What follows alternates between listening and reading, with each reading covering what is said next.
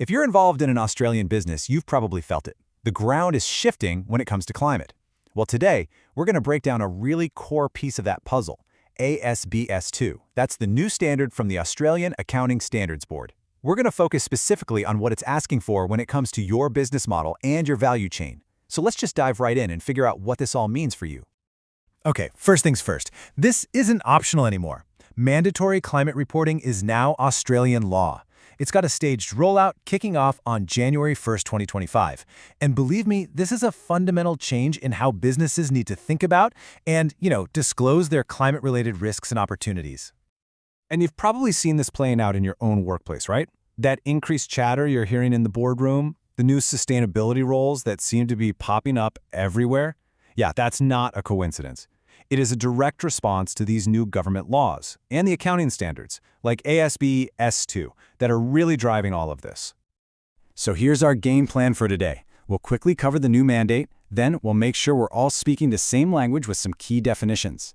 Then we'll walk through the three main parts of the assessment, and we'll wrap up by looking at how this is about so much more than reporting. It's about building a stronger business. First up, let's get our definitions straight. Before you can report on your business model and value chain, you have to know exactly what the standard means when it uses those terms.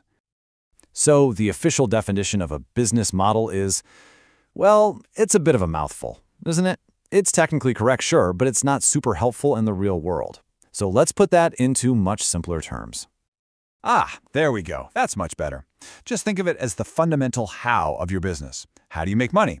Are you manufacturing widgets from raw materials? Are you selling kebabs on a street corner? Maybe you're providing specialized advice. Whatever that is, that's your business model. It's the engine that creates value. And next up, we have the value chain. And again, the official definition is pretty comprehensive. It's talking about the entire life of a product or service, from the very beginning all the way to the end, including all those external relationships. But let's simplify that too. If the business model is your engine, then the value chain is everything that feeds and supports that engine. We're talking about your suppliers, your staff, your customers, your distribution channels, the entire ecosystem that your business relies on to actually work. So the big question is, how do you actually assess these things for climate-related risks? Well, the standard breaks it down into three pretty logical parts. First, you got to understand your current risks. Second, you pressure test your business model. And third, you assess your entire value chain. Part 1 is really all about starting with what you already do. This is not about reinventing the wheel. It's about looking at your everyday operational risks, but through a new climate lens. Seriously, if your company already has a risk register, you are in a fantastic starting position. And the process for this follows a path you're probably already familiar with. You identify, measure, and evaluate risks. You're not starting from scratch. You can simply add a climate lens to what you're already doing, flagging which risks hit your business model directly and which ones are part of that wider value chain. Okay, let's move on to part 2. This is where you go from just documenting what's happening now to really stress testing for the future. It's all about asking those tough what-if questions, specifically by layering different climate scenarios on top of your business. The first huge question you need to ask is about demand. Will people still want or even be able to afford what you sell in a world that's hotter and more volatile?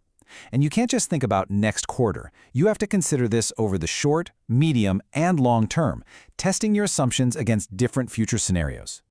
Next, you have to look inward. Will your core activities, the very things you do every day, still be viable? Think about it. Could a week of extreme heat shut down your factory floor? Could water scarcity totally disrupt your manufacturing process? This is about the fundamental resilience of your day-to-day operations. This next question is all about being proactive. It forces you to identify your canaries in the coal mine. What are those early warning signs you should be tracking? This is really about developing a horizon scanning capability so you can spot disruptive changes before they completely blindside you. And finally, it all comes down to action. This can't just be a theoretical exercise that sits in a report. You have to ask, how must our leadership strategy and their day-to-day decisions actually evolve to keep the business relevant and resilient in the face of these specific climate pressures? Now for part 3, the value chain. And honestly, this is often the trickiest part. Why? Because now you're looking beyond your own four walls. You're looking at an entire ecosystem of partners, suppliers, and customers where you don't have direct control. Now, Assessing the whole value chain can feel totally overwhelming, so the key is to break it down.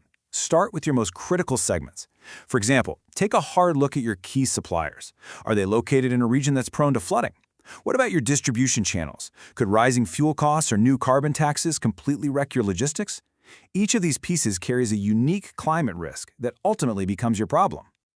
So, as we start to wrap up, it is so important to see this as more than just a box-ticking exercise for the government.